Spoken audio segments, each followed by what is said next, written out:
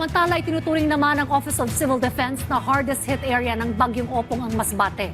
Ang detalye sa report ni Patrick De Jesus ng PTV Manila. Humingi na ng tulong ang lokal na pamahalaan ng Masbate sa national government matapos ang pananalasa sa probinsya ng Bagyong Opong. 182 na barangay sa Masbate ang apektado ng bagyo at kabilang sa request ng LGU ay air support para magkaroon sila ng karagdagang assessment sa probinsya. Ngayon, ang kailangan namin is tulong para mag-clearing operations dahil most of our road networks ay hindi talaga madaanan. So, yung mga goods, yung mga food packs, and all of our health, hindi po makadaan. And of course, another problem is electricity namin dahil maraming poste ang bumagsak.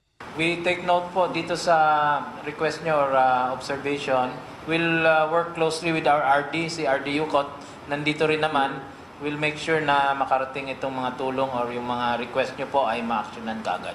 Lahat ng tatlong naiulat na nasawi sa ngayon dahil sa Bagyong Opong ay mula sa Masbate, kung saan dalawa ay nabagsakan ng puno at pader habang ang isa naman ay dahil sa pagkalunod. Sa inisyal na assessment ng OCD, ang Masbate ang pinakamatinding tinamaan ng Bagyong Opong. This is in terms of damage to properties, itong linya ng komunikasyon, yung linya ng kuryente.